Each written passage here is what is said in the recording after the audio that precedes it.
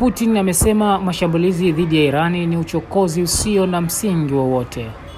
Mazungumzo kati ya Rais Vladimir Putin na Waziri wa mambo ya nje wa Irani Abbas Araghchi yanaendelea mjini Kremlin.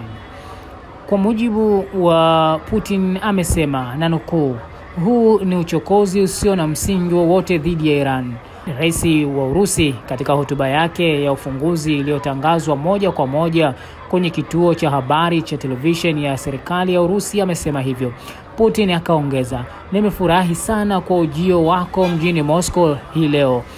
Inatupa fursa ya kujadili mada zote ngumu zinazotukabili na kufikiria kwa pamoja jinsi ya kutafuta njia ya kujiondoa katika hali tuliyonayo leo."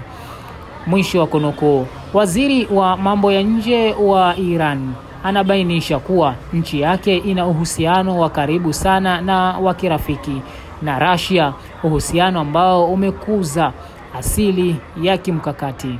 Anasema mashambulizi ya Israeli na Marekani yalikiuka sheria na kanuni za kimataifa.